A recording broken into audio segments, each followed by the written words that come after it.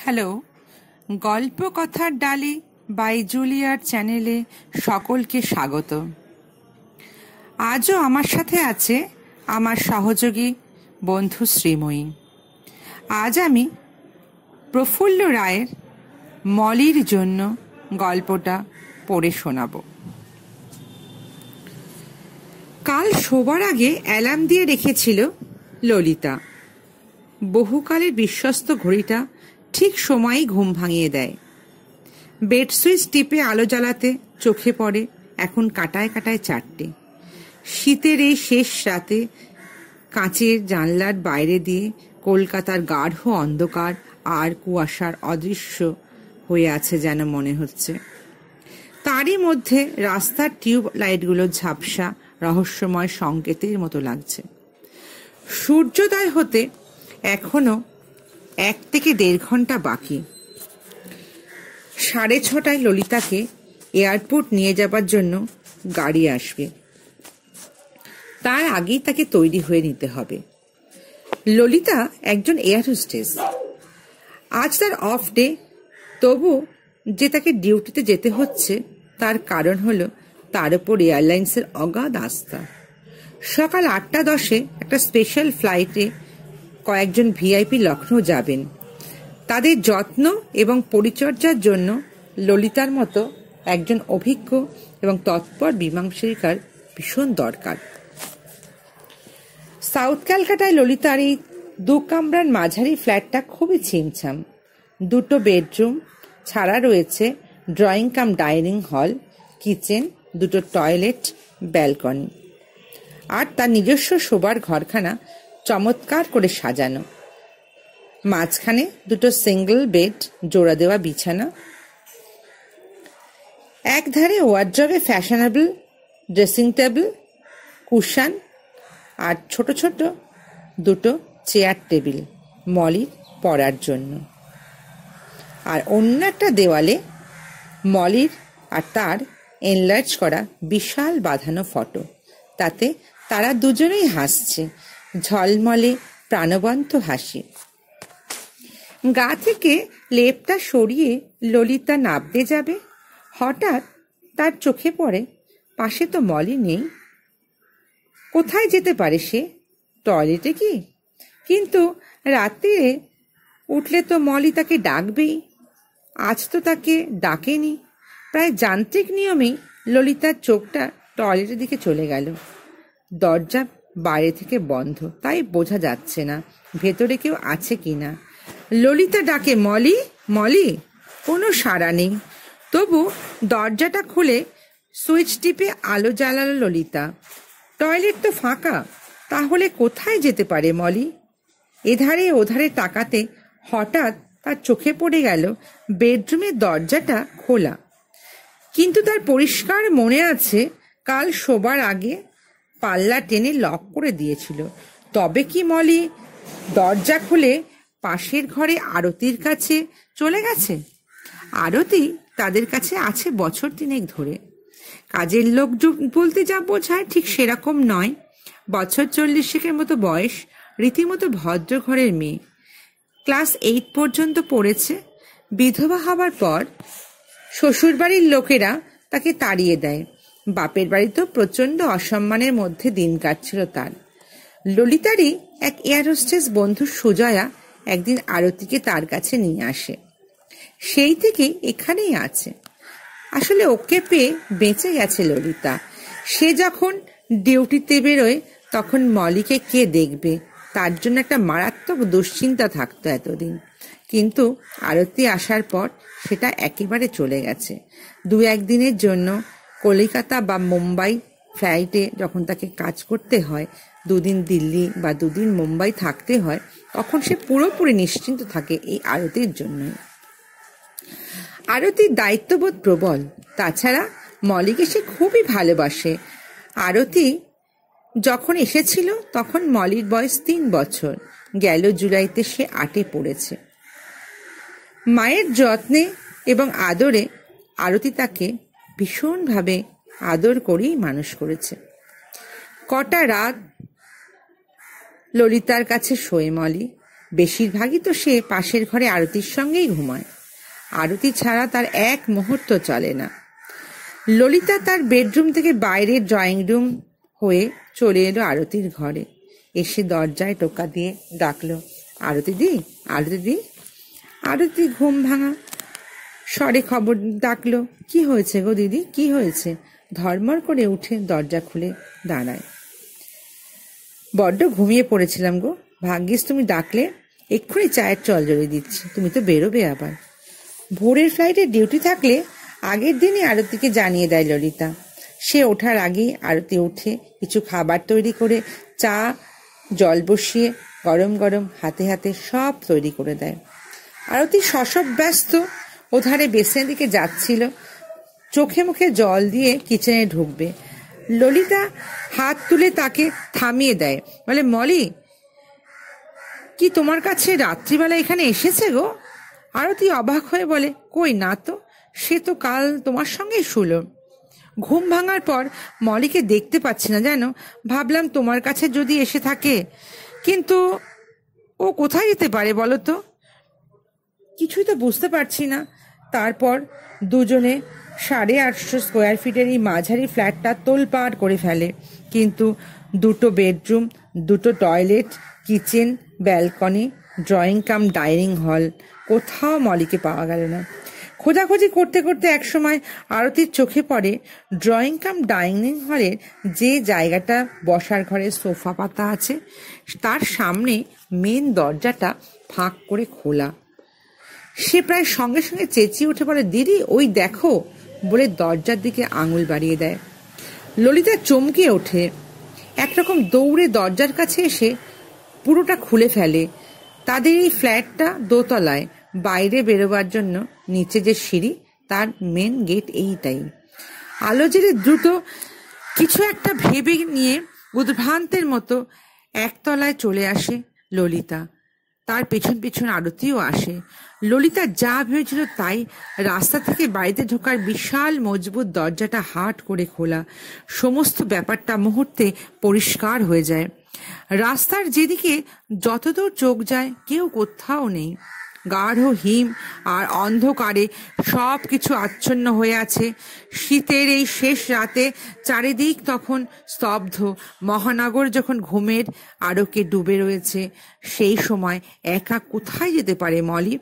সে তো তাকে না জানিয়ে কিচ্ছু করে না কোনোদিন।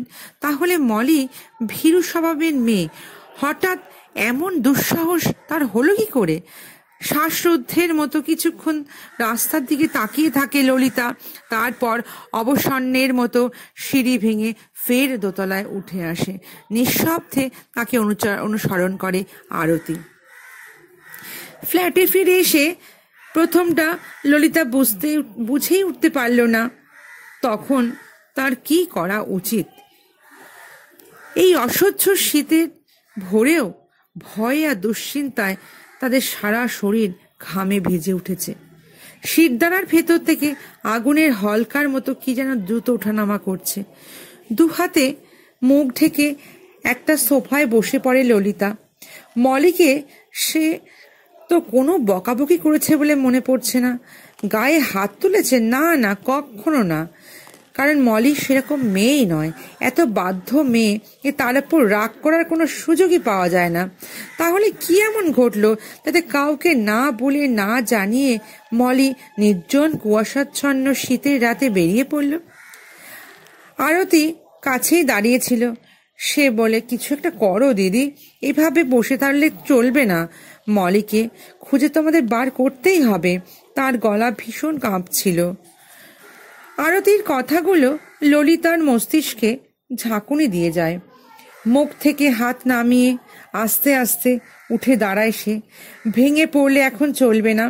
আপাতত যেটা আগে দরকার সেটা ডিউটি অফিসার মেনন সাহেবকে একটা ফোন করে বলে দিতে হবে। ড্রয়িং রুমে একধারে ছোট্ট টেবিলে টেলিফোনটা রয়েছে, সেটা তুলে ডায়াল করতে করতেই একবারে মেনন সাহেবকে পাওয়া গেল। মলির ব্যাপারটা জানিয়ে ললিতা বলল, স্যার এই অবস্থায় কি করব বুঝতে পারছি না। মেনন সাহেব মানুষটি হৃদয়বান, নিছক কাঠখোট্টা অফিসার নন। ললিতার মনোভাব বুঝতে তার অসুবিধা হলো না। সহানুভূতির সুরে বলল, ডোন্ট টরি ললিতা, লখনৌ ফ্লাইটে তোমাকে যেতে হবে না। তোমার জায়গায় আমি অন্য কাউকে ডিউটি দিয়ে দিচ্ছি। এক্ষুনি তুমি কন্ট্যাক্ট করো থানায়, সব জানাও। যদি কোনো সাহায্য দরকার হয় আমাকে কিন্তু অবশ্যই ফোন করবে। Don't hesitate. আর একটা কথা। কি স্যার? মিস্টার চ্যাটার্জিকে মেয়ের খবরটা দিয়েছো কি? মিস্টার চ্যাটার্জি অর্থাৎ অরিন্দম তার প্রাক্তন স্বামী। ললিতা হকচকিয়ে যায়।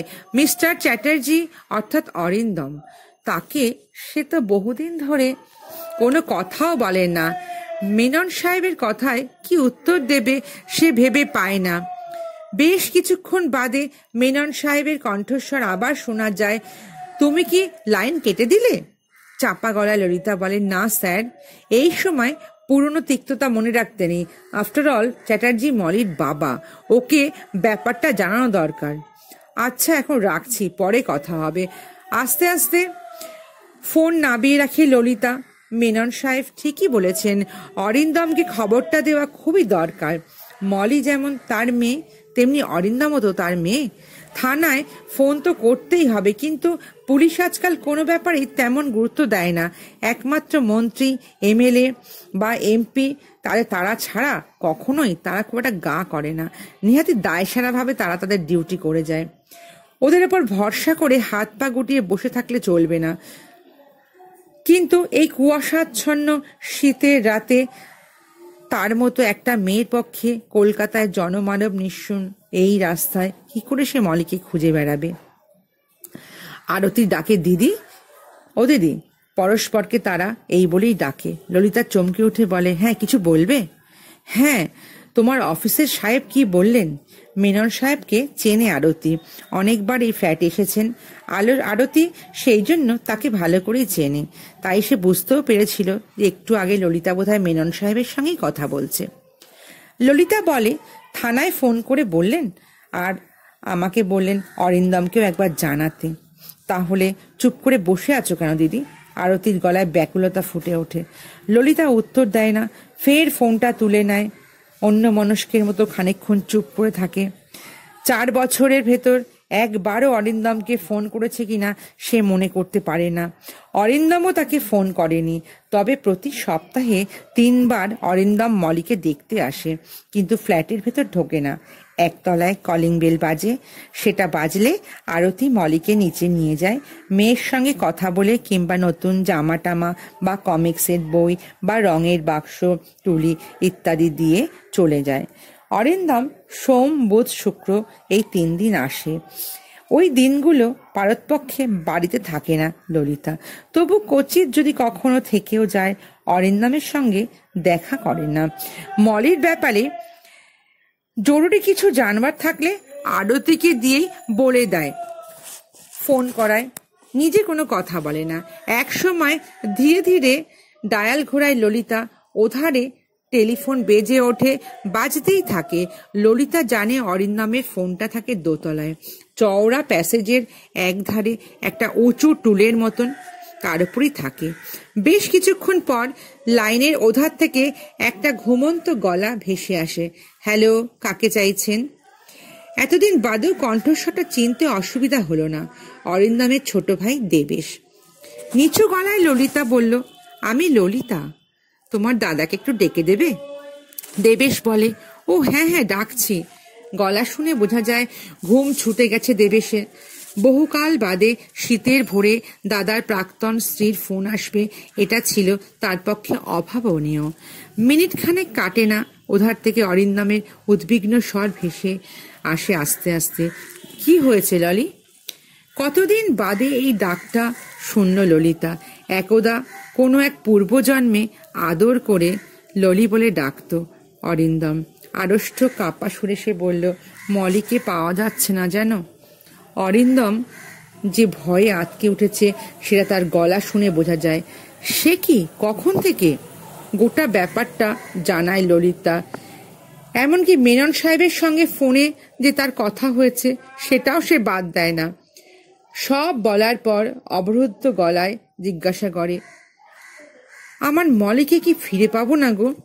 ললিতার বলার মধ্যে এমন একটা চাপা ভয় আর কাতরতা ছিল যে অরিন্দমকে প্রবল নাড়াতে থাকে। আর্দ্র কোমল স্বরে সে বলে, অত ভেঙে পড়ো না, নিশ্চয়ই মলিকে পাওয়া যাবে। একা একা এখন বেরিও না, আমি এক্ষুনি আসছি। ওধারে লাইন কেটে দেবার শব্দ হলো। ফোনটা ক্যাডেলে রেখে ফের দুহাতে মুখ ঢেকে ললিতা বসে রইল। আরতি এখনো কাছে দাঁড়িয়েই আছে। সে বলল, দাদার সঙ্গে কথা বললে? অরিন্দমকে সে দাদা বলেই ডাকে। আস্তে মাথা নাড়ে ললিতা। খানিকটা আন্দাজের ওপর ভর করেই আরতি জিজ্ঞেস করলো, দাদা কি আসছে? ললিতা মুখ থেকে হাত সরায় না, আগের মতোই মাথা নত করে জানায়, হ্যাঁ আসছে। আরতি আর দাঁড়ায় না, নিঃশব্দে সামনে থেকে চলে যায়। আশ্চর্য যে মলির জন্য অসহ্য কষ্টে বুকের ভেতরটা দুমড়ে মুচড়ে ভেঙে চুরে যাচ্ছিল, হঠাৎ তাকে সম্পূর্ণ মুছে দিয়ে 10 বছর আগের এই দিনটা অদৃষ্ট হয়ে কেন যেন টিভি স্ক্রিনে ফুটে উঠতে থাকে তার মনের মধ্যে। সেবার কলকাতা থেকে বম্বের ফ্লাইটে লতিকা প্রথম অরিন্দমকে দেখে। বিশাল এয়ারবাসের 200-র বেশি প্যাসেঞ্জার সেখানে। ভেতরে কেউ আলাদাভাবে চোখে পড়ার মতন ব্যাপারও নয়, সেটা কথাও নয়। পড়েছিল এই কারণে, পৃথিবী নামের এই গ্রহটি থেকে 25-30 হাজার ফিট উঁচুতে হঠাৎ অসুস্থ হয়ে পড়ে অরিন্দম। তখন অবশ্য তার নাম জানত না ললিতা। সে সময় কতই বা বয়স হবে অরিন্দমের? খুব বেশি হলে 27 বা 28, আর ললিতার বয়স 24। শান্ত সুপুরুষ চেহারার তরুণ যাত্রীকে শুশ্রূষা করতে হয়েছিল তাকেই। মেয়েদের সঙ্গে মেলামেশার অভ্যেস ছিল না অরিন্দমের। একটা দারুণ সুন্দর তরুণীর পরিচর্যায় সে যতটা আড়ষ্ট হয়েছিল ঠিক ততটাই খুশি হয়েছিল। সুস্থ হয়ে সসংকোচে অরিন্দম ধন্যবাদ দিয়েছিল। বলেছিল, আপনি না থাকলে আমার যে কি হতো ভাবতে পারি না। I am very much grateful to you. যাত্রীটি যে সামান্য নার্ভাস ধরনের, অন্তত তখন তাই ছিল, বুঝতে অসুবিধা হয়নি ললিতার। মধুর হেসে বলেছিল, কৃতজ্ঞতা বা ধন্যবাদের কোনো প্রয়োজন নেই। সে না জানালেও তাকে এটা করতেই হতো, কারণ সে তো বিমান সেবিকা। কেউ অসুস্থ হলে বিমানে তাদেরই সেবা করতে হয়। কেননা এয়ারক্রাফটের ভিতর যখন কোনো যাত্রী থাকলে তার ভালো মন্দ সব দায়িত্ব এই এয়ারলাইন্স কর্মীদের উপরই পড়ে। এটাই তাদের ডিউটি। এরপর সামান্য 2-4টে কথা হয়েছে। তার মধ্যে অরিন্দমের নাম তো জানা গেছেই। ললিতা আরও জানতে পেরেছে অরিন্দম ইতিহাসের অধ্যাপক, কলকাতা বিশ্ববিদ্যালয়ের ডক্টরেট। সেদিনের ফ্লাইটে সে প্রথম বম্বেতে যাচ্ছিল। ওখানে বম্বে ইউনিভার্সিটিতে সেবার অল ইন্ডিয়া হিস্টোরিক্যাল কংগ্রেসের কনফারেন্স হচ্ছে। সেই কনফারেন্সে তাকে একটা পেপার পড়তে হবে। ললিতাও তার নাম টাম সব বলে দিয়েছিল। সে বাঙালি জেনে আরও খুশি হয়েছিল অরিন্দম। সান্তাক্রুজ এয়ারপোর্টে প্লেন নেবে অরিন্দম বলেছিল। আচ্ছা চলি তাহলে। ললিতা বলেছে, আশা করি এইরকমই কোনো ফ্লাইটে আবার হয়তো দেখা হবে আমাদের। আশা করি বলে অরিন্দম চলে গিয়েছিল। সত্যিই ফের দেখা হয়ে গিয়েছিল। একবার না, বহুবার। কখনো আগরতলার ফ্লাইটে, কখনো লখনৌর ফ্লাইটে, কখনো দিল্লি, মাদ্রাস, ব্যাঙ্গালোরগামী ফ্লাইটে। তরুণ ঐতিহাসিক হিসাবে তখন অরিন্দমের খ্যাতি সারা দেশে ছড়িয়ে পড়তে শুরু করেছিল। নানা বিশ্ববিদ্যালয় থেকে তার ডাক আসত। প্রতি মাসেই হয় সেমিনার, নইলে কনফারেন্স কিংবা মিটিং। ললিতা হেসে হেসে বলতো, আপনি দেখছি আমাদের এয়ারলাইন্সের প্রায় ডেলি প্যাসেঞ্জার হয়ে উঠলেন। অরিন্দমও হাসত, মজার গলায় বলতো, ভাগ্যিস সেমিনারওয়ালারা প্লেনের টিকিট দেয়, তাই না হলে কি হতো, কথা শেষ না করে চুপ পড়ে যেত। তারপর ঠোঁট টিপে চোখের কোণ দিয়ে ললিতাকে লক্ষ্য করে থাকতো আর একটু একটু হাসতো। ললিতা জিজ্ঞেস করতো, তাই কি আপনার সঙ্গে দেখা হয়? যদি সাহস দেন একটা কথা বলি। কি বলুন? প্লেনে উঠেই খোঁজ করি আপনি আছেন কিনা, না থাকলে মনটা না ভীষণ খারাপ হয়ে যায়। কিছুক্ষণ চুপ করে থাকতো ললিতা, মুখ নামিয়ে একসময় চাপা গলায় বলতো, আমারও তাই জানেন, ফ্লাইটে ডিউটি পেলেই মনে হয় যদি আপনাকে পাই খুব ভালো হয়। এরপর কবে যে তারা খুব কাছাকাছি চলে এসেছিল নিজেরাই বুঝতে পারেনি। ততদিনে পরস্পরের ঠিকানা আর ফোন নাম্বার আদান প্রদান হয়ে গেছে। ভূপৃষ্ঠ থেকে 20-35 ফিট উঁচুতে। শুধু নয়, ডিউটি না থাকলে ললিতা অরিন্দম বালিগঞ্জ প্লেসে বাড়িতেও ফোন করত। সে তখন থাকতো হিন্দুস্তান পার্কে তার দাদার কাছে। অরিন্দমও সেখানে তাকে ফোন করতো মাঝে মাঝে। শুধু কি দূরাভাষ যন্ত্রেই কথা হতো? প্রায়ই তাদের দেখা হতো আশেপাশে কোথাও। মাঝে মাঝে কোনো ভালো রেস্তোরাঁয় লাঞ্চ খেতেও যেত তারা। কখনো বা ভোরে গাড়ি নিয়ে কাছাকাছি কোথাও বেরিয়ে আসতো, কখনো বা সন্ধেবেলায় ফিরত। অরিন্দম মানুষটা খুবই খোলামেলা, সাদাসিধে, তার সঙ্গে লুকোচুরির ব্যাপার নেই। বেশ কয়েকবার সে ললিতাকে ওদের বাড়িও নিয়ে গেছে। অরিন্দমের জয়েন্ট ফ্যামিলি, ওর বাবা নেই, তবে কাকা কাকিমারা রয়েছেন একসাথে। বিধবা মা, খুড়তো এবং নিজের ভাই বোনরা নিয়ে অনেক বড় বাড়ি। বালিগঞ্জ প্লেসের বাড়িটা সারাদিন সরগম হয়ে থাকতো। অরিন্দমের বাড়ির আবহাওয়া খুবই উদার। মা, কাকা, কাকিমা থেকে শুরু করে ছোট ভাই বোনেরা পর্যন্ত সবাই প্রথম দিন থেকে তার সঙ্গে অত্যন্ত আপনজনের মতো ব্যবহার করেছে। ওখানে গেলে এক ধরনের মধুর উষ্ণতা অনুভব করত সে। আরও একটা ব্যাপার ললিতাকে চোখে পড়েছিল, তাদের উদারতা থাকলেও অরিন্দমদের লাইফস্টাইলটা কিন্তু পুরনো ধাঁচের। বাড়িতে ডাইনিং টেবিল ছিল কিন্তু খাওয়ার চল ছিল না। সবাই আসন পেতে মেঝেতে বসে খেত। যত রকম পালা পার্বণ আছে তার সবই তারা মানত। গরিব আত্মীয়দের নিয়মিত সাহায্য করতো অরিন্দমরা। মাসের গোড়ার দিকে কম করে 20-22টা মানি অর্ডারে তারা বিভিন্ন ঠিকানায় টাকা পাঠাতো। পুরনো ভ্যালুস, পুরনো পারিবারিক সম্পর্কের প্রতি ওদের একটা শ্রদ্ধা ছিল। আগেকার যৌথ পরিবারগুলো যেমন একজনই হেড অব দ্য ফ্যামিলি, এখানেও তাই ছিল। অরিন্দমের বাবার মৃত্যুর পর তার কাকাই ছিলেন সর্বের সর্বা। তার কথাই সেখানে শেষ কথা। তার মুখের ওপর কথা বলার সাহস কারো থাকতো না। এই বাড়িতে কেউ কোনোদিন ড্রিঙ্ক করতো না। ড্রিঙ্ক করা তো দূরের কথা, সিগারেটও খেতে পারতো না। ওদের বাড়িতে ঢুকলে প্রথমেই যা চোখে পড়তো তা হলো বই। একতলা থেকে তেতলা পর্যন্ত প্রতিটা ঘরেই একটা বা দুটো করে বইয়ের আলমারি থাকতো। অরিন্দমদের বাড়িতে পড়াশোনা ছিল সবচেয়ে জরুরি ব্যাপার। বড় ব্যাপার ছিল যে তাদের বাড়িতে সবাই প্রায় কলেজের প্রিন্সিপাল বা অধ্যাপক। ভাই বোনদের বেশিরভাগই কলেজের অধ্যাপক। ললিতাদের বাড়ির আবহাওয়া কিন্তু ঠিক তার উল্টোটা। জয়েন্ট ফ্যামিলির কথা তারা ভাবতেই পারত না। কাকা জ্যাঠাদের সঙ্গে বাড়িতে কোনো যোগাযোগই তাদের ছিল না। আত্মীয় স্বজনরা কে কোথায় তারও বিশেষ কোনো খোঁজখবর তারা রাখতেন না।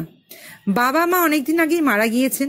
ললিতা, তার দাদা সঞ্জয় আর বৌদি সাউথ ইন্ডিয়ান মেয়ে বিজয়া এবং তাদের একমাত্র মেয়ে সানি, এই নিয়েই ছিল তাদের ফ্যামিলি। বাড়িতে লেখাপড়ার চল বিশেষ ছিল না। ইংলিশ মিডিয়ামে পড়ার কারণে ইংরাজিটা জলের মতো বলতে পারত দুই ভাই বোন। কোনো রকমে ঘষে ঘষে গ্র্যাজুয়েট হওয়ার পর দাদা ইম্পোর্ট এক্সপোর্টের বিজনেস কিভাবে যেন নেমে পড়েছিল, আর ঝকঝকে স্মার্ট ইংরাজি কথার তোড়ে ললিতাও এয়ার হোস্টেসের চাকরিটা জুটিয়ে ফেলেছিল। সঞ্জয়ের হিন্দুস্তান পার্কের ফ্ল্যাটটার সঙ্গে ভালো বইটইয়ের কোনো সম্পর্ক ছিল না। মাঝে মাঝে কিছু ফ্যাশন ম্যাগাজিন আসতো আর সেলারে সাজানো থাকতো হুইস্কি, রাম, জিনের বটল। ডিপ ফ্রিজে নানা ধরনের মাংস, চিকেন, মাটন, হ্যাম, পর্ক, আর ছিল দামি সব ফরেন জিনিসপত্র, টিভি, ভিসিআর, অগন্তি পপ মিউজিকের রেকর্ড। সপ্তাহে অন্তত 3টে দিন রাত্রে তাদের বাড়িতে পার্টি দেওয়া হতো। চড়া পপ মিউজিকের মধ্যে বয়ে যেত হুইস্কির স্রোত। প্রায় সমস্ত রাত ধরে চলত হুল্লোড়। সঞ্জয় বা ললিতা যে বন্ধুরা এইসব পার্টিতে আসতো তারা গোটা কয়েক জিনিস ছাড়া আর কিছুই বুঝতো না। ড্রিঙ্কস, দামি দামি ফ্যাশনেবল পোশাক, ফরেন পারফিউম, ফরেন কার, অজস্র টাকা, 2-4 মাস পর পর আমেরিকা, কানাডা, সুইজারল্যান্ড কি ওয়েস্ট জার্মানি ঘুরে আসা ইত্যাদি। তাদের কাছে এসবের বাইরে জীবনের কোনো মানে নেই। দুই বাড়ির লাইফস্টাইলের মধ্যে এত পার্থক্য, তবু প্রেম এমন একটা ম্যাজিক যা সমস্ত অসঙ্গতি ভুলিয়ে দেয়, অন্তত কিছুদিনের জন্য। যা অনিবার্য তাই ঘটে। একদিন দুজনের মধ্যে বিয়ে হয়ে যায়। হিন্দুস্তান পার্ক থেকে বালিগঞ্জ প্লেসে চলে আসে ললিতা। বিয়ের পর একটা বছর স্বপ্নের মতো প্রায় পাখা মেলে উড়ে যায় তারা। তখন ঘোরের মধ্যে রয়েছে ললিতা। তারপর ধীরে ধীরে আচ্ছন্নতা যত কাটে ততই অসুবিধাগুলো ফুটে উঠতে শুরু করে। প্রথমেই তার মনে হয় এ বাড়িতে বড্ড বেশি ভিড়, এখানে তার নিজস্ব বা আলাদা বলতে কিচ্ছু নেই। একটা প্রকাণ্ড সংসারে সে অংশ মাত্র, অতি তুচ্ছ একটা গুরুত্বহীন মানুষ। এ বাড়িতে উদারতা আছে, গরিব আত্মীয় স্বজনদের জন্য মহানুভবতা আছে, কিন্তু সেই সঙ্গে যা আছে তা হলো এক ধরনের রক্ষণশীলতা। এরা বড্ড বেশি কনজারভেটিভ। এখানে জ্যাজ নেই, পপ মিউজিক ত্রিসীমানায় ঢোকে না। পার্টি, ড্রিঙ্কস, রাতভর নাচানাচি, হুল্লোড় এসবের নামে এবারের লোকেদের অ্যালার্জি আছে। শুনলেও এরা ভিড়মি খায়। বালিগঞ্জ প্লেসে যে আনন্দ ছিল সেটা নয়, তবে সেটা তাদের অন্যরকম একটা ব্যাপার ছিল। হিন্দুস্তান পার্কের আনন্দের সঙ্গে তার কোনো মিল নেই। ও বাড়িটা বড্ড বেশি পড়াশোনার গন্ধ। দাদা তো মজা করে প্রায়ই বলতো, শেষ পর্যন্ত বেছে বেছে একটা ক্লাসরুমে গিয়ে ঢুকলি। আরও একটা বছর কেটে গেল, এর মধ্যে মলি এসে গেছে। ওদিকে ললিতার মধ্যে এক ধরনের চাপা ক্ষোভ আর তিক্ততা তৈরি হচ্ছিল। এ বাড়িতে এসে সে যে পুরোপুরি সুখী হয়নি সেটা যেন স্পষ্ট করে বুঝতে পারছিল। বিয়ের পরও চাকরি ছেড়ে হয়তো দিতে বাধ্য হয়নি ললিতা, অবশ্য ছাড়ার কথা কেউ তাকে বলেওনি। তবে শ্বশুরবাড়ির হালচাল মাথায় রেখে পারতপক্ষে কলিগদের কাউকে বাড়িতে ডাকতো না। কেউ আসতে চাইলে বলতো দিনের বেলা সাদা চোখে, মুখে গন্ধ না নিয়ে স্বাভাবিক অবস্থায় আসতে, রাতের দিকে কোনোভাবেই না। কিন্তু বিয়ের 3য় বছরে অরুণ সন্ধি দিল গন্ডগোলটা পাকিয়ে। অরুণ দারুণ আমোদে আর হইচই করা একটা মানুষ, তবে ড্রিঙ্কসটা একটু বেশি করতো। এমনিতে খারাপ না, কিন্তু পেটে হুইস্কিটা পড়লে তার মাথার ভেতর গোলমাল হয়ে যেত। তখন সে কি করে বসবে তার ঠিক থাকে না। অরুণ আগে ছিল দিল্লি অফিসে, তখন থেকেই ও ললিতাকে সে চিনত। সেই তরুণ অরুণ একদিন কলকাতায় বদলি হয়ে এলো, আর এসেই প্রতি রাতে আরক্ত চোখে, টলটলমান পায়ে এবং মুখে হুইস্কির প্রচুর গন্ধ নিয়ে এক একজন বন্ধুর বাড়ি এক এক দিন হানা দিতে লাগলো। একদিন বেশ রাত করেই অরুণ বালিগঞ্জ প্লেসে এসে হাজির হলো। ললিতা খুবই বিপন্ন হয়ে পড়েছিল। বুঝিয়ে সুঝিয়ে কোনো রকমে সে তাকে গাড়িতে তুলে দেয়। অরুণ চলে যাবার পর অরিন্দম থমথমে মুখে বলেছিল, মাতাল স্কাউন্ড্রেল কোথাকার, তোমাকে পরিষ্কার বলে দিচ্ছি এখানে এসব চলবে না। আমি এই সমস্ত কিছুতেই সহ্য করতে পারি না। অরুণ ওভাবে আসায় খুবই বিব্রত হয়েছিল ললিতা, কিন্তু অরিন্দম এমন রূঢ়ভাবে বলায় হঠাৎ মাথার ভেতর কিছু একটা ঘটে গেছিল। তার মুখ শক্ত হয়ে গেছিল। চড়া গলায় বলেছে, ওয়ার্ল্ডে তোমাদের বাড়িটাই সবার মডেল হওয়া উচিত। এটা ভাবছো কেন? ড্রিঙ্ক করাটা তোমাদের কাছে মহাপাপ হতে পারে, কিন্তু সবার কাছে নয়। ব্যাপারটা এত খারাপ হলে পৃথিবী থেকে লিকার ব্যাপারটাই উঠে যেত। অরিন্দম এমনিতে খুবই ভদ্র, শান্ত এবং সংযত ধরনের মানুষ, কিন্তু সেদিন সেও প্রায় ক্ষেপে গিয়েছিল। যে কেউ যেখানে খুশি ড্রিঙ্ক করতে পারে, কিন্তু আমাদের বাড়িতে এই সমস্ত ড্রাঙ্কারদের কোনো অ্যালাউ নেই। হিতাহিত জ্ঞান শূন্য হয়ে চেঁচিয়ে উঠেছে ললিতা, আমার বন্ধুরা তাহলে এ বাড়িতে আসবে না? তোমার বন্ধুদের যা নমুনা তাতে তারা এখানে না এলেই বাধিত হব। অরুণের সেই ঘটনা, তারপরে আস্তে আস্তে বিস্ফোরণের শুরু। তারপর থেকে দুজনের সম্পর্ক ক্রমশ আরও খারাপ হতে লাগলো। রোজই খিটিমিটি অশান্তি, বাড়ির জন্য সবাই যেন একটা কিরম বিরক্ত হতে শুরু করলো। এই ব্যাপারটা সকলেরই মনে এক অখুশি অখুশি ভাব যেন দেখা দিল।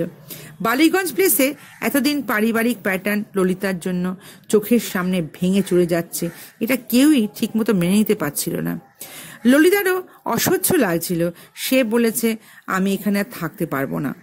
অরিন্দম স্তম্ভিত, বলেছে, তার মানে এ বাড়িতে আমার দম বন্ধ হয়ে আসছে? তার মানে তুমি চাইছো আমি তোমার সঙ্গে অন্য বাড়িতে চলে ভাড়া নিয়ে থাকি?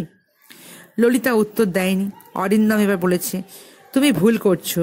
You are free to go anywhere you like. আমি নিজেদের বাড়ি ছেড়ে কোথাও যাব না। এখানে থাকতে হলে তোমার চাকরি বাকরি, তোমার এই সব টাইপের বন্ধু বান্ধব সব ছাড়তে হবে। আমাদের ফ্যামিলির জন্য এইসব চলে না। কিন্তু উত্তেজিত ললিতা সেদিনই মলিকে নিয়ে হিন্দুস্তান পার্কে তার দাদার ফ্ল্যাটে চলে আসে। অরিন্দম তাকে ফিরিয়ে আনার কোনো চেষ্টা করেনি।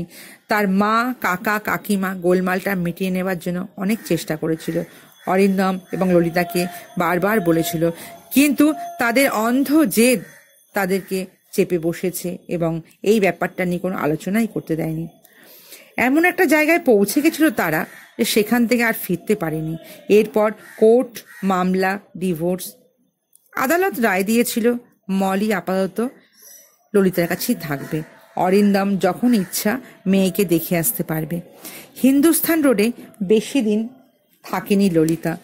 দেশপ্রিয় পার্কের কাছে কোঅপারেটিভ হাউজিং সোসাইটির এই ফ্ল্যাট কিনে বছর খানেকের মধ্যেই উঠে আসে। উত্তেজনা, রাগ, খ্যাপামি ইত্যাদি থিতিয়ে যাওয়ার পর মাঝে মাঝেই লতিকার মনে হয়েছে জেদের বসে ডিভোর্সটা করে বসা বোধহয় ঠিক হয়নি। অন্তত মলির ভবিষ্যতের কথা ভেবে একবার দেখা উচিত ছিল। অরিন্দম এই বিবাহ বিচ্ছেদের সম্পর্কে কি ভেবেছে সে তার জানে না। ললিতার বয়স এখন 34, যথেষ্ট সুন্দরী। সে চমৎকার স্বাস্থ্যের জন্য তাকে তরুণীই বলা যায়। এই বয়সে একটি যুবতীর পক্ষে কলকাতা শহরে ছোট্ট একটা মেয়েকে নিয়ে জীবন কাটানো খুব সহজ নয়। অরুণ সন্ধি তার মতোই ডিভোর্সি। সে আগেও প্রায় বিয়ের প্রস্তাব দিয়েছিল, ললিতা রাজি হয়নি।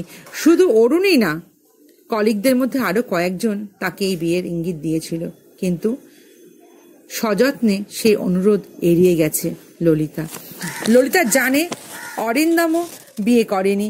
নিয়মিত সে মেয়েকে দেখে যেত, তবে তার সঙ্গে কথাবার্তা নেই। প্রায় 4 বছর বাদে ললিতাকে নেহাত নিরুপায় হয়ে আজ ফোন করতে হলো।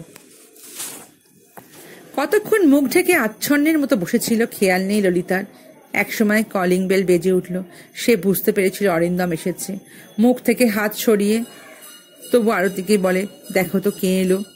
আরতি কিচেনে কি করছিল দৌড়ে ড্রয়িং কাম ডাইনিং রুমের ওধারে ব্যালকনিতে চলে যায়। নিচে মেইন দরজার সামনে দাঁড়িয়ে আছে অরিন্দম। সে গাড়ি নিয়ে এসেছে, গাড়িতে রাস্তায় দাঁড় করিয়ে রেখেছে পার্ক ঘেঁষে। অরিন্দম আসবে বলে মেইন দরজার মাথায় যে আলো রয়েছে সেটা জ্বালিয়েই রাখা হয়েছিল। আরতি শশব্যস্ত হয়ে বলল, একটু দাঁড়ান দাদা, নিচে গিয়ে দরজাটা খুলে দিচ্ছি। অরিন্দম বলে, আমি আর ভেতরে যাব না, তোমার দিদিকে তাড়াতাড়ি আসতে বলো। ওদের কথা শুনতে পেয়েছিল ললিতা। দ্রুত বেসিনের সামনে গিয়ে চোখে মুখে একটু জলের ঝাপটা দিয়ে সামনে যে চটিটা পেয়েছে সেটাতেই পা ঢুকিয়ে নেমে আসে। কাল রাতে যে শাড়ি টাড়ি পরে শুয়েছিল তা বদলাবার কথা মনে থাকে না। নিচে আসতেই নিঃশব্দে গাড়ির পিছনের দিকে দরজাটা খুলে দিয়ে সামনের ড্রাইভারের সিটে উঠে বসে অরিন্দম। ললিতা উঠতেই সে স্টার্ট দেয়।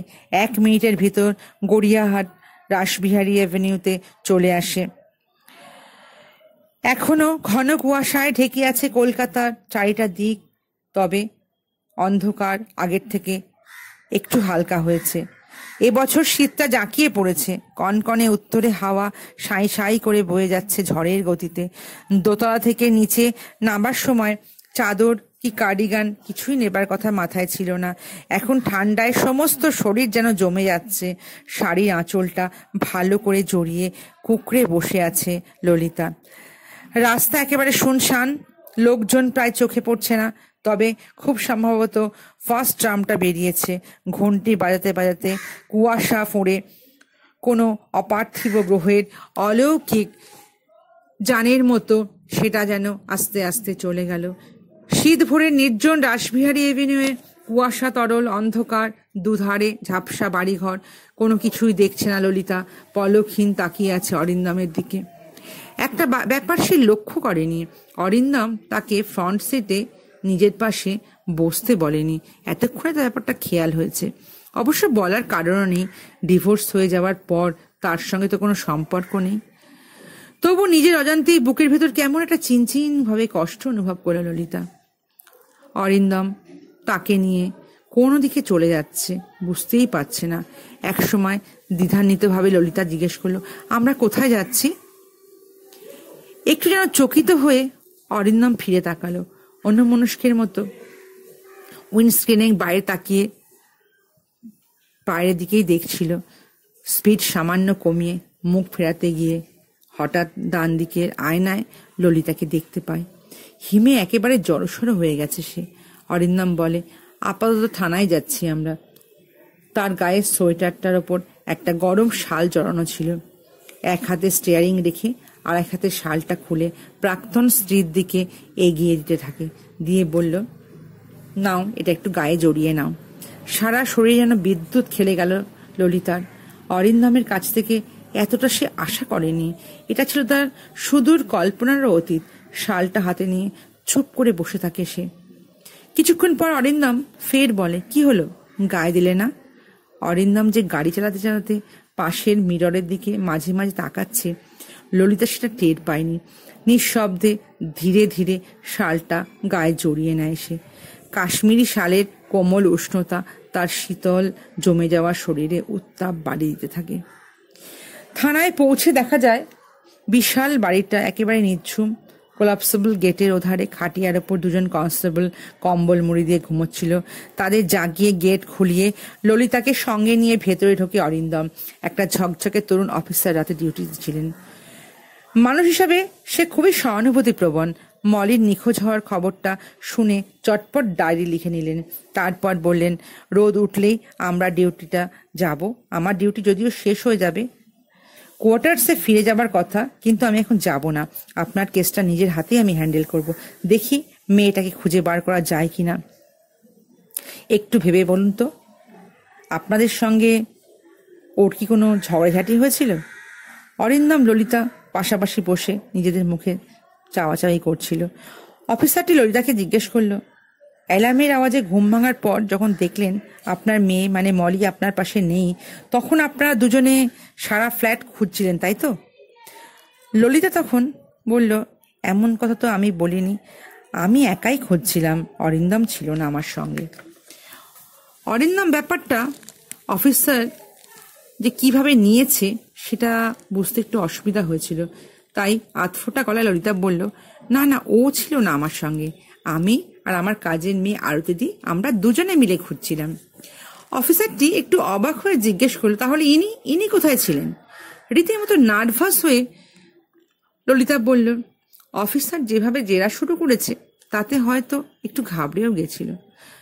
সঙ্গে সঙ্গে অরিন্দম বলল, না, অ্যাকচুয়ালি আমি একটা অন্য বাড়িতে ছিলাম। বালিগঞ্জ প্লেসে আমাদের আর একটা বাড়ি আছে, আমি কাল সেখানেই ছিলাম, তাই ললিতার সঙ্গে আমি ছিলাম না। অরিন্দমের স্টেটমেন্টের ভেতর থেকে যা দেখা গেল তাতে কিন্তু এক ফোঁটা মিথ্যে নেই।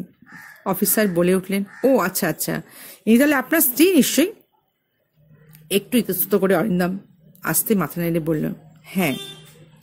ললিতা বুঝতে পারে অরিন্দম ইচ্ছা করেই তাদের ডিভোর্সের কথাটা বলেনি, তাতে জটিলতাটা বাড়ত। অফিসার অবশ্য এ বিষয়ে আর কোনো প্রশ্ন করেননি। সে বলল, মলি যে হঠাৎ কাউকে কিছু না বলে বেরিয়ে গেল, তার কারণ কি হতে পারে বলে আপনাদের মনে হয়? ললিতা এবং অরিন্দম একসঙ্গে বলে উঠল, বুঝতে পারছি না তো। ওকে কি আপনারা কোনো বকাবকি বা মারধর করেছিলেন? ললিতা বলল, না না, মলি একদম বাধ্য মেয়ে, ভীষণ ভালো, ওকে কখনো বকতে হয় না। অন্য কোনো কারণ কি তাহলে ছিল? ওর মন টন কি কোনো খারাপ হয়েছিল এরম জানেন? কি ধরনের কারণের কথা বলছেন? এক্স্যাক্টলি বলতে পারবো না। চোখ কুচকে একটু ভেবে অফিসার বললেন, ধরুন স্কুলে পড়া পারেনি, বা শাস্তি পেয়েছে, বা উইকলি টেস্টের রেজাল্টটা খুব একটা ভালো হয়নি, এই ধরনের কিছু। ললিতা বলে, ইম্পসিবল।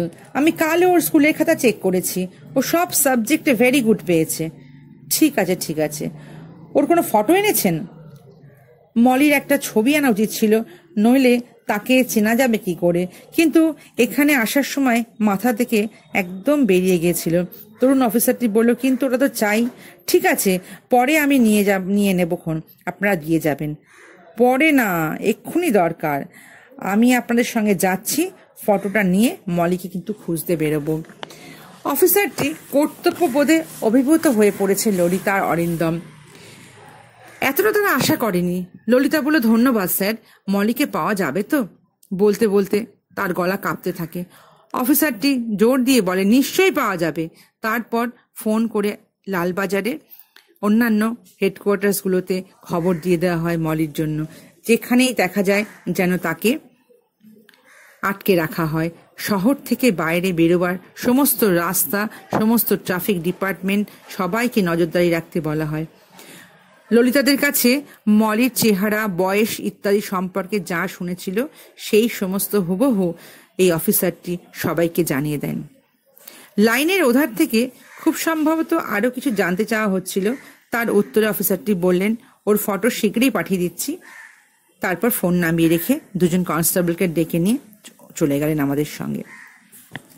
মিনিট পাঁচেক বাদে দেখা গেল থানা থেকে বেরিয়ে অরিন্দমের গাড়ির যেখানে যাচ্ছে ওনার গাড়িটাও তাদের সঙ্গে সঙ্গে আসছে। এসে সেই জিপটা দাঁড়ালো তাদের বাড়ির সামনে। ললিতা ফ্ল্যাটের কাছে এসে গাড়ি দাঁড় করিয়ে অরিন্দম ললিতাকে বলল, যাও চট করে ওপর থেকে একটা ছবি নিয়ে এসো।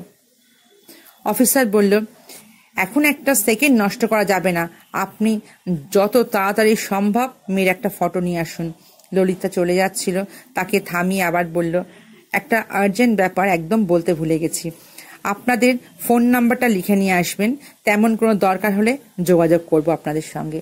একটু ইতস্তত করে অরিন্দম লতিকাকে বলল, বালিগঞ্জ প্লেসের ফোন নাম্বারটাও লিখে দিও। কলকাতার ফোন তো ভেরি ডিফিকাল্ট, তাই জন্য সবসময় একটা ডাবল নাম্বার রাখা খুব জরুরি। অফিসারের সামনে যে কৈফিয়ত দিক অরিন্দম দুটো ফোন নাম্বার কেন দিতে হবে তার জন্যই কিন্তু এই কথাটা বলে দিয়েছিল। আধ ঘন্টা আগে ললিতা যখন অরিন্দমের সঙ্গে থানায় যায় তখন থেকেই আরতি দোতলার ব্যালকনিতে বসেছিল। গাড়ি থেকে দ্রুত নিচে নেবে, দরজা খুলে একধারে দাঁড়িয়ে যায়। ললিতা দোতলা থেকে মলির 2-3টে ফটো এনে অফিসারকে দেয়। অফিসারটি বলে, আমরা তো খুঁজছি, আপনারাও খোঁজ করুন, দেখুন আত্মীয় স্বজন বা কোনো বন্ধু বান্ধবের বাড়ি গেছে কিনা, বলে জিপে স্টার্ট দিয়ে চলে যায়। অরিন্দম তার গাড়ি থেকে নামেনি। সে বলে, অফিসারদের সাজেশনটা কিন্তু খুবই ভালো, উঠে এসো। নিঃশব্দে যন্ত্রচালিতর মতন আবার ব্যাক সিটে উঠে পড়ে ললিতা। অরিন্দম জিজ্ঞাসা করে, মলির ক্লাসের বন্ধুদের সবাইকে তুমি চেনো? ললিতা বলে, মেয়ের স্বভাব তো জানো, মলি কি করে, কার সঙ্গে সহজে কখনো মেশে? 2-4 জনের সঙ্গে একটু মেশে, তাও তো খুবই কম। মাঝে মাঝে নেমন্তন্ন হলে একটু যায়। খানিক চিন্তা করে ললিতা বলে, হ্যাঁ 3-4 জনকে একটু চিনি, কিন্তু খুব একটা ভালোভাবে তো চিনি না। এই জয়িতা, বনি, রিয়া আর সূর্য, এরাই মাঝে মাঝে আসে আর কথাবার্তা বলে। ওদের বাড়ি চেনো? ললিতা জানায়, হ্যাঁ চিনি। ওই বন্ধুদের জন্মদিনে মলিকে ওদের বাড়ি দিয়ে আসতে যাই তো, তাতে চিনে গেছি। শুধু জন্মদিনের পার্টিতেই নয়, মাঝে মাঝে অন্য কয়েকবারও তার দরকারে নিয়ে গেছি। অরিন্দম গাড়িতে স্টার্ট দিয়ে জিজ্ঞাসা করে, সবচেয়ে কাছে কারা থাকে? জয়িতারা, চক্রবেরিয়া রোড সাউথে। অরিন্দম গাড়ির মুখ ঘুরিয়ে সেদিকে নিয়ে যায়।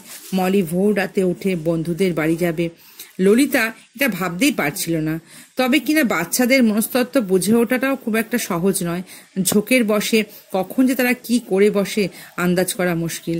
ললিতার মনে একটু ক্ষীণ দুরাশা দেখা দেয়।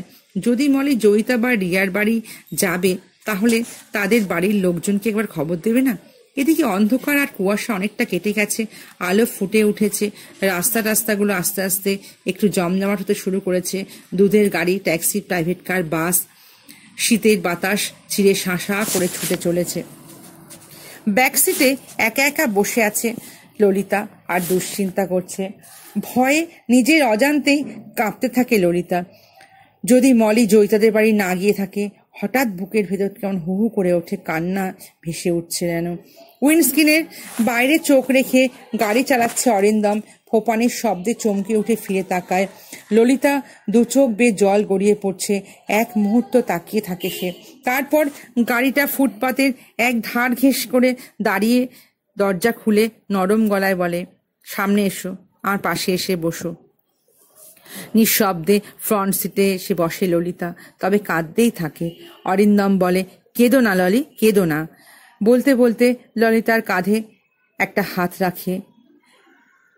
এত অস্থির বলে মলিকে খুঁজতে গেলে তোমার কি ভালো লাগবে? ললি প্লিজ। অরিন্দমের কণ্ঠস্বর ভারী হয়েছে। তার মনেও কিন্তু ভীষণ অনুশোচনা এবং তার মনেও একটা ভারাক্রান্ত কান্না। ললিতার কান্না কিন্তু থামে না। কতকাল বাদে অরিন্দম তাকে ছুঁল। পরিচিত এই স্পর্শ তার সমস্ত অস্তিত্বের ভেতর যেন বিদ্যুৎ প্রবাহ বইতে লাগল। দু হাতে অরিন্দমের হাতটা আঁকড়ে ধরে সে। যে কান্নাটা এতক্ষণ ছিল চাপা, অনুচ্চ, এবার সেটা উচ্ছ্বসিত হয়ে ওঠে। ললিতার কান্না অদ্ভুত এক কষ্টকে অরিন্দমের মধ্যেও ছড়িয়ে দিচ্ছিল। যে কাঁপা গলায় বলে উঠল সে, প্লিজ ললি, প্লিজ কেঁদো না, প্লিজ। ললিতা ভাঙা ভাঙা ঝাপসা স্বরে বলে, আমার মন বলছে মলি বন্ধুদের কাছে যায়নি জানো। গেলে নিশ্চয়ই ওদের বাড়ির লোক ফোন করে জানিয়ে দিত। কথাটা খুবই সংকট। একটা ছোট মেয়ে এভাবে শীতের রাতে একা চলে আসবে আর তার অভিভাবকেরা খবর দেবে না, এটা কখনো হয়? এত দায়িত্ববোধের অভাব তাদের নিশ্চয়ই থাকবে না।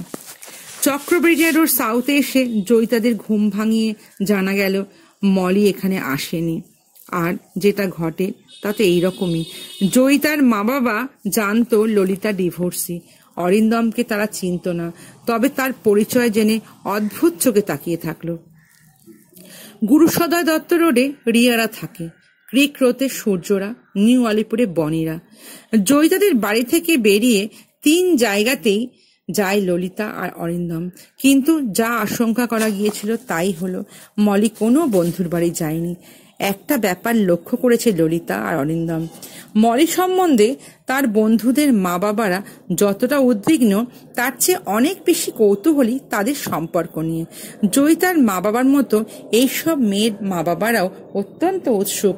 চোখে দেখতে লাগলো তাদের বাবা মারা কেমন একসঙ্গে এসেছে সেটার জন্য। 4টে বাড়ি ঘুরতে বেশ বেলা হয়ে যায়। সবার শেষে ওরা গিয়েছিল নিউ আলিপুরে। সেখান থেকে ফিরতে ফিরতে সঞ্জয়ের কথা মনে পড়ে যায় অরিন্দমের। বলে, আচ্ছা মলি ওর মামা বাড়ি যায়নি তো? ললিতা পাশ থেকে ঝাপসা গলায় বলে, তা কি করে হবে, তবে যায় মাঝে মাঝে। ওখানে একবার খোঁজ নিয়ে দেখলে হয় না?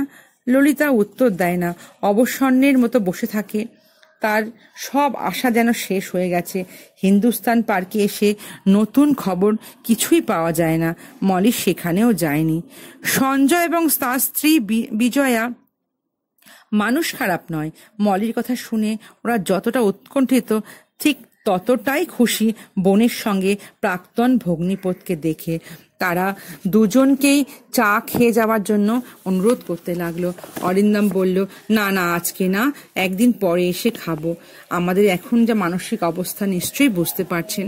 সঞ্জয় বলল, কথা দিলে কিন্তু আসবে তো একদিন? নিশ্চয়ই এসো। হ্যাঁ হ্যাঁ নিশ্চয়ই আসবো, ললিকেও সঙ্গে করে নিয়ে এসো। অরিন্দম কিছুক্ষণ চুপ করে থাকে, তারপর বলে, ও যদি আমার সঙ্গে আসতে চায় নিশ্চয়ই আসবো। এখন যাই, কেমন দেখি মলিকে কিভাবে খুঁজে বার করা যায়। সঞ্জয় সচকিত হয়ে বলে, লালবাজারে আমার 2 বন্ধু টপ পজিশনে আছে বুঝলে, আমি ওদের কাছে যাচ্ছি। মলিকে খুঁজে পেতেই হবে আমাদের। হিন্দুস্তান পার্ক থেকে ললিতাদের বাড়ির সামনে এসে গাড়ি থামিয়ে অরিন্দম বলে, ঘোরাঘুরি করে খুব টায়ার্ড হয়ে পড়েছো, একটু রেস্ট নাও। বাড়ির সবাই মলির জন্য চিন্তাও করছে। যাও ওদের খবরটা একবার দিয়ে আসি, আর তুমিও যাও ওপরে উঠে একটু রেস্ট নাও। এক পলক অরিন্দমের মুখের দিকে তাকিয়ে চোখ নামিয়ে নেয় ললিতা। নিচু গলায় বলে, ওপরে আসবে না? আমার ভীষণ ভয় করছে জানো। তার ঠোঁট এবং গলার কাছটা যেন তিত্তির করে কাঁপছিল। ললিতাকে দেখতে দেখতে কি যেন ঘটে যায় অরিন্দমের মধ্যে। গভীর গলায় তার একটা হাত ধরে বলে, আচ্ছা চলো। ওপরে এসে প্রথমে বালিগঞ্জ প্লেসে ফোন করে অরিন্দম জানিয়ে দেয় মলিকে এখনো পাওয়া যায়নি। তারপর থানায় ফোন করে, কিন্তু এই অফিসারটি এখনো ফিরে আসেননি। সেই ভোর থেকে তারা ঘুরছে, কার মুখটুকু পর্যন্ত ধোয়া হয়নি। আর তাদের এখন কি অবস্থা। অরিন্দম যখন ফোন করছিল সেই সময় নতুন একটা ব্রাশে পেস্ট লাগিয়ে তার সামনে এসে হাজির হয়েছে ললিতা। সঙ্গে সঙ্গে একটা নতুন দামি তোয়ালেও নিয়ে এসছে। ওদিকে আরতি ক্ষিপ্র হাতে ব্রেকফাস্ট তৈরি করছে। মুখটুক ধোয়ার পর চা ছাড়া আর কিছুই খায় না অরিন্দম। ললিতা বলে, একটু কিছু খেয়ে নাও প্লিজ, সকাল থেকে তো কিচ্ছু খাওনি। অরিন্দম বলে, ভালো লাগছে না একদম জানো। ললিতার কিছু খেতে ইচ্ছা করছিল না। সেও চায়ের কাপে মুখ শুধু তুলে নিয়েছে, আর কিচ্ছু না। চা খাওয়া হয়ে গেলে অরিন্দম অস্থিরভাবে খানিকক্ষণ পায়চারি করে, তারপর বলে, আমি বরং একবার থানায় যাই বুঝলে। ললিতা বলে, আমিও যাব তোমার সঙ্গে। তোমার বাড়িতে থাকা দরকার। সঞ্জয়দা লালবাজার যাবে বলল, যদি কোনো খবর আনে নিশ্চয়ই এখানে ফোন করবে, তোমাকে না পেলে অসুবিধা হবে। ঠিক আছে। সেই যে অরিন্দম থানায় গেল, তারপর ঘন্টা 2 কেটে গেছে। এর ভেতর তার কোনো ফোনও আসেনি। সঞ্জয় কোনো রকম যোগাযোগও করেনি। সময় যেন আর আটকাতে যাচ্ছে না, সময়কে ধরে রাখতেও পারছে না। কিভাবে যে সময় কাটছে মলি সেটা নিজেই বুঝতে পেরেছে। মলির দুশ্চিন্তাটা চাক চাক বরফের মতো স্নায়ুর ওপর চেপে বসেছে। শ্বাস বন্ধ হয়ে আসতে শুরু করেছে ললিতা। এই ফ্ল্যাট, নিচে রাস্তার লোকজনের ভিড়, ব্যস্ততা, গাড়ি টাড়ির অবিশ্রান্ত ছোটাছুটি, হইচই, সব অসহ্য লাগছে। মাথার ভেতরটা যেন ছিঁড়ে যাচ্ছে। এক সময় মরিয়া হয়ে সে ঠিক করে ফেলে, না এবার থানায় যেতেই হবে আমাকে, পোশাক বদলে বেরোতে যাবে। সেই সময় কলিং বেলের আওয়াজ হলো, টিং টং। দরজা খুলে মূর্তির মতন দাঁড়িয়ে পড়ল ললিতা। তার ঠিক সামনেই মলি আর অরিন্দম। কয়েক সেকেন্ড পর হৃৎপিণ্ডের ভেতরটা তুমুল এক আবেগে ললিতাকে ঠেলে নিয়ে যায় যেন। দুহাতে মলিকে বুকের মধ্যে জড়িয়ে ধরে ভেতরে আনতে আনতে সে সমানে কাঁদতে থাকে। কোথায় গিয়েছিলি মলি? কেন গিয়েছিলি? আমি তোকে তো কখনো কিচ্ছু বকি না, মারি না, বল তবু কেন গেলি সোনা, কেন গেলি? মলি চুপ পড়ে থাকে। অরিন্দম সঙ্গে সঙ্গে ভেতরে এসেছিল। ললিতা ব্যাকুলভাবে তাকে জিজ্ঞাসা করে, কোথায় পেলে ওকে? অরিন্দম জানায় সে তাকে খুঁজে বার করতে পারেনি। সব কৃতিত্ব ওই তরুণ অফিসারটির। একটা পার্কে বসে কাঁদছিল মলি। তাকে ঘিরে ভিড় জমিয়েছিল কিছু লোক। সেখানেই খুঁজতে খুঁজতে চলে যান এই অফিসারটি। ছবি মিলিয়ে মলিকে চিনতে পারে, তারপর থানায় নিয়ে আসে। ললিতা বলে, অফিসারকে একবার ধন্যবাদ দিয়েছ, আমাদের বাড়িতে আসতে বলনি? বলেছি, সন্ধ্যের পর আসবেন বলেছেন। আমাদের গ্র্যাটিটিউড জানিয়েছ? সে কি আর তোমার বলার অপেক্ষা রাখে? ভদ্রলোক যা করেছে সমস্ত জীবন মনে রাখবো। মলি যেন বলে চলে গেছে একভাবে। কি বলছে কি না বলছে কিছুই বুঝতে পারছে না। শুধু বলছে, আমি যে বকবক করছি তোমরা কিচ্ছু মনে করো না, আমার মলিকে পেয়েছি, আমার মলি সোনা মলি। তারপরে বলল, ওর কাছ থেকে জেনে নাও না কি হয়েছিল। না তুমি বলো না গো, কি করে ওকে পেলে, কি হয়েছিল, কেন চলে গেল? একসঙ্গে এত প্রশ্ন, একটু শান্ত হও, একটু শান্ত হও ললি। মলিকে জিজ্ঞেস করো কি হয়েছিল, মলি তোমায় সব বলবে। মলিকে জিজ্ঞেস করলে সে ললিতার বুকে মুখ লুকিয়ে বলল, বাবার জন্য না মা, আমার মন খারাপ লাগছিল, তাই আমি একটু, বলে থেমে গেল। কিন্তু অন্ধকার রাস্তায় তুই একা বেরিয়ে গেছিলিস? হ্যাঁ মা, প্রথমে বুঝতে পারিনি, কিন্তু অন্ধকার রাস্তায় বেরিয়ে না হারিয়ে ফেলেছিলাম। ললিতা স্তব্ধ হয়ে কিছুক্ষণ বসে থাকে, তারপর বলে, বাবার কাছে যেতে চাও, আমাকে বলনি কেন? আমি তোমায় গিয়ে দিয়ে আসতাম। না মা, তুমি যদি না দিতে তাই জন্য, তুমি যদি রাগ করতে তাই তোমায় বলিনি। বাবার কাছে যাবে আর আমি তোমায় যেতে দেব না? বলে আবার কাঁদতে শুরু করলো ললিতা। অনেকক্ষণ পর আরতির জিম্মায় চলে গেল মলি। মুখ ধুয়ে, ফ্রক ট্রক পাল্টে, চুল আঁচড়ে এখন পাশের ঘরে তাকে খাওয়াতে বসেছে সে। আর বড় বেডরুমটায় পাশাপাশি বসে আছে ললিতা আর অরিন্দম। অরিন্দম একসময় বলে, এবার তাহলে আমি যাই। কেঁদে কেঁদে চোখ মুখ ফুলে গিয়েছিল ললিতার। মুখ তুলে সে বলে, যাবে? মেয়েকে তো ফিরে পেয়েইছ, এখন আর আমায়। কথাটা শেষ না করেই থেমে যায় অরিন্দম। ললিতা কাপা গলায় বলে, কিন্তু কি বলো? আবার যদি এভাবে মলি কখনো চলে যায় আমাকে না বলে? একবার ফিরে পেয়েছি বলে বারবার যে ফিরে পাবো তার তো কোনো মানে নেই। তখন কি হবে? মলিকে হারিয়ে আমি কি করে থাকবো বলো? বিমূঢ়ের মতো অরিন্দম বলে, কিন্তু তার কথা যেন শুনতেই পাচ্ছিল না ললিতা। শুধু সে বলে চলেছে, আমাদের দুজনের কাছে না থাকলে ও আবার হয়তো কখন চলে যাবে জানো? আমি এটা কিছুতেই মেনে নিতে পারবো না। তুমি কি বলতে চাইছো বলো পরিষ্কার করে? স্পষ্ট করে না বললে কি কিছুই বুঝতে পারো না তুমি? বলতে বলতে দু হাতে মুখ ঢেকে ললিতা নিজের মতো করে আবার কাঁদতে শুরু করে। আমরা কি নতুন করে আবার কিছু শুরু করতে পারি না বলো? সব কিছু আগের মতো, শুধু মলির জন্য, শুধু মলির জন্য, আমাদের জন্য নয়। কয়েক পলক ললিতার দিকে তাকিয়ে থাকে অরিন্দম, তারপর ধীরে ধীরে অসীম মমতায় তাকে নিজের বুকের মধ্যে জড়িয়ে নেয়। টের পায় তার জমা চোখের জল সমস্ত জামাকে ভিজিয়ে দিয়ে ফেলেছে। কেমন লাগলো বন্ধুরা?